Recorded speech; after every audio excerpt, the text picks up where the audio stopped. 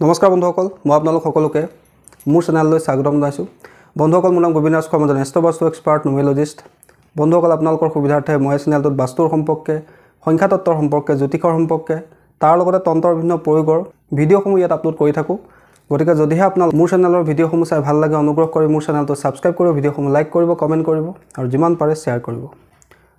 বন্ধুসকল, আজি মই আপোনালোকৰ লগত ধন টকা পইচা আকৰ্ষণৰ কাৰণে, আপোনালোকৰ ধন বৃদ্ধিৰ কাৰণে, নিজৰ ঘৰত ধন সঞ্চয় হ'বৰ কাৰণে কৰিৰ কেইটামান চমৎকাৰী উপায় সম্পৰ্কে আলোচনা কৰিবলৈ আগবাঢ়িছোঁ। গতিকে অনুগ্ৰহ কৰি আপোনালোকে ভিডিঅ'টো শেষলৈকে চাব যাতে সম্পূৰ্ণ কথাখিনি বুজি পায়।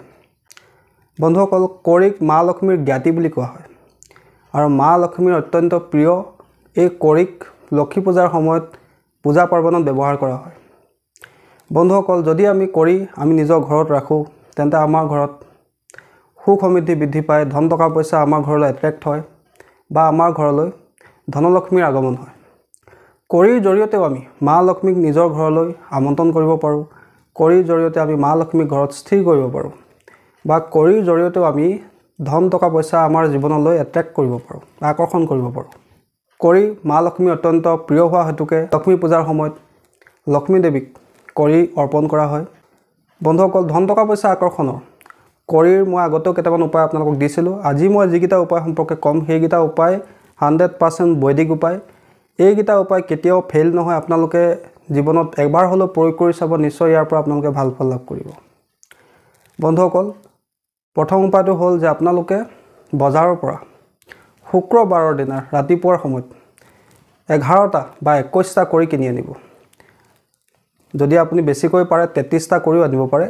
11টা, 21টা বা 33টা কৰি আপোনালোকে কিনি আনিব। আৰু যদি পাৰে বগা কৰিতকৈ অলপ হালধীয়া কৰি পোৱা যায়, যাক পিলা কৰি বুলি কোৱা হয়, তেনেকুৱা কৰি আপোনালোকে কিনি আনিব বজাৰৰ পৰা। যিকোনো ধৰণৰ পূজাৰ দোকানত আপোনালোকে বিচাৰিলে পাই যাব। তাৰপিছত সেই কৰি আপোনালোকে ঘৰলৈ আনি কৰিকেইটা ভালকৈ আপোনালোকে গংগাজল বা কোনো বিশুদ্ধ পানীৰ সৈতে ভালকৈ ধুই ল'ব। তাৰপিছত আপোনালোকে সেই কৰিকেইটা মা লক্ষ্মীৰ সন্মুখত ৰাখিব। ৰাখি নিজৰ ঘৰলৈ, নিজৰ জীৱনলৈ ধন টকা পইচা অহাৰ আপোনালোকে প্ৰাৰ্থনা কৰিব। মা লক্ষ্মীক নিজৰ ঘৰলৈ আমন্ত্ৰণ কৰিব। মা লক্ষ্মীৰ সন্মুখত ধূপ চাকি জ্বলাব বা আপোনালোকে লক্ষ্মীৰ মন্ত্ৰ ওম শ্ৰীম বা ওম শ্ৰীম মহালক্ষ্মী নমঃ, এই মন্ত্ৰটো আপোনালোকে 108 বাৰ জপ কৰিব। তাৰপিছত সেই কৰিকেইটা আপোনালোকে ফুটা কৰিব। 21টা, 11টা বা 33টা যিকোনো হিচাপৰ কৰি লৈ ল'ব। 11টা ল'ব পাৰে, 21টা ল'ব পাৰে বা 33টা ল'ব পাৰে। তাৰপিছত আপোনালোকে কৰিকেইটা ফুটা কৰিব। তাৰ মাজেদি আপোনালোকে এডাল ৰঙা ৰছী ভৰাই দিব। অৰ্থাৎ আপোনালোকে 33টা, 21টা বা 11টা কৰিৰ সহায়ত এডাল তোৰণ নিৰ্মাণ কৰিব, মালাৰ নিচিনা বনাই ল'ব। বনাই লৈ আপোনালোকে আপোনাৰ ঘৰৰ মুখ্য দুৱাৰ যিখন আছে, মুখ্য দুৱাৰৰ ওপৰত তোৰণ হিচাপে সেই কৰিকেইটা ওলোমাই দিব। আৰু এই উপায়টো আপোনালোকে কৰিব কোনোবা এটা শুক্ৰবাৰৰ দিনা।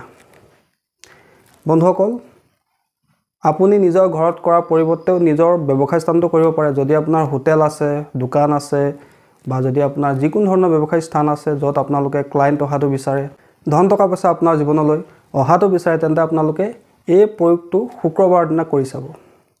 বন্ধুসকল, এইটো এটা অত্যন্ত শক্তিশালী আৰু বৈদিক উপায়। আপোনালোকে কৰি চাব, নিশ্চয় ইয়াৰ পৰা আপোনালোকে ভাল ফল লাভ কৰিব। দ্বিতীয়তে, যদি আপোনালোকৰ ঘৰত ধন টকা পইচা স্থিৰ নহয়, আপোনালোকে ঢেৰ ইনকাম কৰে কিন্তু এটকা আপোনালোকে সঞ্চয় কৰিব নোৱাৰে, বা আপোনাৰ ধন টকা পইচা অবাবত খৰচ হৈ যায়, বা আপুনি লাহে লাহে ঋণ ধাৰৰ সমস্যাত পোত গৈছে, চাৰিওফালে আপোনাৰ ধাৰ লাগিছে, বা আপোনাৰ পইচাৰ প্ৰতি য'ত ত'ত ফচি গৈছে, আপুনি সেই পইচা ৰিকভাৰী হোৱা নাই, আপুনি বহু চেষ্টা কৰিও সেই ধন আপুনি উলিয়াই আনিব পৰা নাই, তেন্তে আপোনালোকে এটা কাম কৰিব। শুক্ৰবাৰৰ দিনা আপোনালোকে 11টা কৰি কিনি আনিব। সেই 11টা কৰি ঘৰলৈ আনি ভালকৈ প্ৰথমে ধুই ল'ব। গংগাজলেও ধুব পাৰে বা বিশুদ্ধ পানীৰ সৈতেও আপোনালোকে ধুই ল'ব পাৰে। তাৰপিছতে সেই কৰিকেইটা আপোনালোকে এখন হালধীয়া বা ৰঙা কাপোৰত আপোনালোকে বান্ধিব। বান্ধি লৈ মা লক্ষ্মীৰ চৰণত ৰাখিব। মা লক্ষ্মীৰ চৰণত ৰাখি আপোনালোকৰ ধন টকা পইচাৰ যিখিনি সমস্যা আছে, সেইখিনি সমস্যা দূৰ কৰাৰ আপোনালোকে প্ৰাৰ্থনা কৰিব। আৰু লক্ষ্মীৰ যিকোনো মন্ত্ৰ বা ওম শ্ৰীম মহালক্ষ্মী নমঃ বা ওম শ্ৰীম, এই মন্ত্ৰটো আপোনালোকে কৰিখিনি হাতত ৰাখি মা লক্ষ্মী ধ্যান কৰি 108 বাৰ জপ কৰিব। মালাৰ সহায়তো কৰিব পাৰে। যদি মালা নাই আপোনালোকে হিচাপ কৰি মনে মনে 108 বাৰ জপ কৰিব। বা যদি 108 বাৰ হিচাপ কৰিবলৈ অসুবিধা হয় তেন্তে আপোনালোকে 5 মিনিট কন্টিনিউ বা 10 মিনিট কন্টিনিউ লক্ষ্মীৰ মন্ত্ৰ জপ কৰিব। তাৰ পিছত আপোনালোকে সেই কৰিখিনি আপোনাৰ ঘৰত য'ত ধন টকা পইচা ৰাখে অৰ্থাৎ কেছ বক্সত আপুনি ৰাখি থব, বা যদি আপোনাৰ ব্যৱসায় স্থান আছে, বা যদি আপোনাৰ দোকান আছে, বা যদি আপোনাৰ ৰেষ্টুৰেণ্ট আছে, হোটেল আছে, তাত আপোনালোকে কেছ বক্সত ৰাখি থব। চাব আপোনালোকৰ লাহে লাহে ধন টকা পইচাৰ সমস্যা দূৰ হ'বলৈ ল'ব। মা লক্ষ্মীৰ কৃপা দৃষ্টি আপোনাৰ ঘৰত পৰিবলৈ ল'ব। ধনলক্ষ্মী আপোনাৰ ঘৰত স্থিৰ হ'বলৈ ল'ব। বন্ধুসকল, এই উপায়কেইটা আপোনালোকে শুক্ৰবাৰৰ দিনা কৰিব, অন্য বাৰত আপোনালোকে এইখিনি উপায় নকৰিব। আৰু এই উপায়কেইটা কৰোঁতে যিদিনাখনি আপোনালোকে এই উপায়টো কৰিব, উপায়টো কৰাৰ দিনাখনি আপোনালোকে নিৰামিষ আহাৰ গ্ৰহণ কৰিব। আৰু যদি পাৰে সৰু সৰু ল'ৰা ছোৱালীক গাখীৰৰ পৰা বনোৱা মিঠাই খুৱাবলৈ নাপাহৰিব। চাব আপোনালোকৰ মা লক্ষ্মীৰ কৃপা দৃষ্টিও লাভ হ'ব। ধন টকা পইচাৰ যিখিনি সমস্যা আছে সেই সমস্যা আপোনাৰ জীৱনৰ পৰা লাহে লাহে আঁতৰি যাব। বন্ধুসকল, কৰি এটা অত্যন্ত পবিত্ৰ বস্তু বুলি আমাৰ ধৰ্মশাস্ত্ৰত কোৱা হৈছে। কৰিৰ বিভিন্ন উপায় আছে। ধন টকা পইচা আকৰ্ষণ কৰাৰ উপৰিও কৰিয়ে আমাক বিভিন্ন ধৰণৰ নিগেটিভ এনাৰ্জিৰ পৰা সুৰক্ষাও প্ৰদান কৰে। কৰিয়ে আমাক নজৰ দুখৰ পৰা সুৰক্ষা প্ৰদান কৰে। সেইকাৰণে সৰু সৰু ল'ৰা ছোৱালীক আগতে পিন্ধোৱা হৈছিলে, যাতে তেওঁলোকে বেয়া নজৰৰ শিকাৰ নহওক। গতিকে আপোনালোকে যদি আপোনাৰ জীৱনলৈ ধন টকা পইচা আকৰ্ষণ কৰিব খোজে, মা লক্ষ্মীক সন্তুষ্ট কৰিব খুজিছে, মা লক্ষ্মী আপোনাৰ ঘৰত স্থিৰ হোৱাটো আপুনি বিচাৰিছে, তেন্তে আপোনালোকে শুক্ৰবাৰৰ দিনা কৰিৰ এই উপায়কেইটা কৰিবলৈ নাপাহৰিব।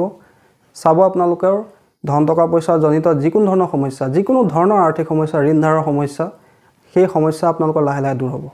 সম্পূৰ্ণ মনত বিশ্বাস ৰাখি, ঈশ্বৰৰ প্ৰতি ভক্তি ৰাখি, মা লক্ষ্মীৰ ধ্যান কৰি এই উপায়কেইটা আপোনালোকে কৰিব। চাব আপোনালোকৰ জীৱনলৈ সুখ সমৃদ্ধি আহিব, ধন টকা পইচাৰ আপোনাৰ সমস্যা দূৰ হ'ব। বন্ধুসকল, আশা কৰিছোঁ আজি আপোনালোকে গম পালে যে কৰিৰ দ্বাৰা আমি কিদৰে ধন টকা পইচা আমাৰ জীৱনলৈ আকৰ্ষণ কৰিব পাৰোঁ, কৰি কিদৰে ব্যৱহাৰ কৰি আমি নিজৰ জীৱনৰ আৰ্থিক সমস্যা দূৰ কৰিব পাৰোঁ, সেই বিষয়ে আপোনালোকে গম পালে। আশা কৰিছোঁ আপোনালোকৰ এই ভিডিঅ'টো সম্পৰ্কে জানি ভাল লাগিলে। আশা কৰিছোঁ আপোনালোকৰ বিষয়টোও ভাল লাগিলে। যদি ভাল লাগিলে অনুগ্ৰহ কৰি ভিডিঅ'টো লাইক কৰি দিব, কমেণ্ট কৰিব আৰু মোৰ চেনেলটো ছাবস্ক্ৰাইব কৰিব। ধন্যবাদ।